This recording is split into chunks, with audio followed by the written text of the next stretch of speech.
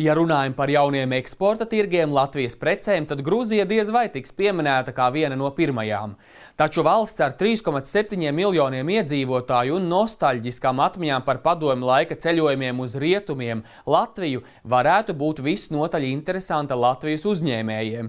Par to ir pārliecināta Latvijas vēstniece Gruzijā un tur strādājošie Latvijas uzņēmēji. Par notikušo tikšanos stāsta latvieši.com.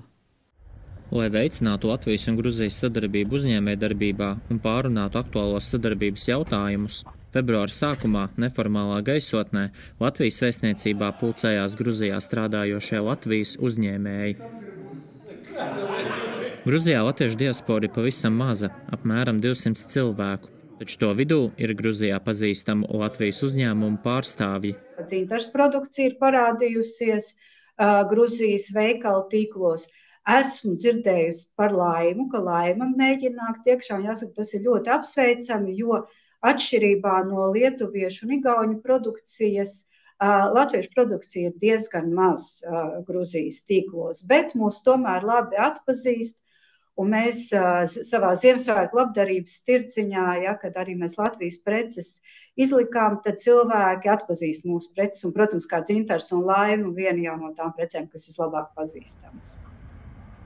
Nu pat decembrī tika apstiprināts Gruzijas Eiropas Savienības kandidāta valsts status. Gruzijas pievienošanās Eiropas Savienībai noteikti varētu būt interesanta Latvijas uzņēmējiem.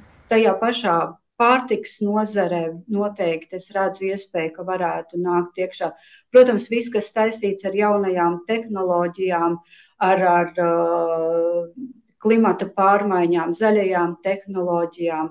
Tā kā interese ir. Tikšanās laikā uzņēmēji izmantoja iespēju uzdot veselu gūzmu jautājumu īpašajam viesim, Latvijas goda konsulam, kurš pats ir veiksmīgs nekustamo īpašumu attīstītājs Gruzijā. Bija tā unikālā iespēja, ka mēs varējām iepazīties un uzklausīt to Latvijas goda konsulu Iljasu Laju, jo viņš ir arī kuram ir tiešām ir sakari Gruzijas biznesa vidē, un kas mums arī solīja, ka, ja ir kādi jautājumi, viņš ir gatavs mūs atbalstīt. Taču, ko darīt tiem, kuri tikai domā par ienākšanu Gruzijas tirgu?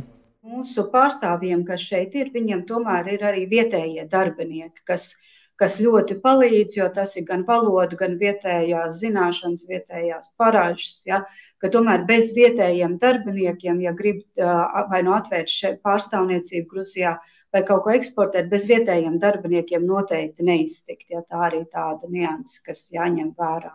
Taču Latvijas vārds Gruzijā nesaistās tikai ar šokolādi un smaržām. Ja mēs runājam par mūsu vienu no lielākām vērtībām mākslinieku Raimondu Paulu, tad Gruzijā ļoti labi viņi atcerās, un pat veikalā kādā auduma eglā uzzinot, ka es esmu no Latvijas, pirmais jautājums bija, kā iet mūsu Raimondam Paulam. Latvieši.com sadarbībā ar diasporas reportieriem visā pasaulē.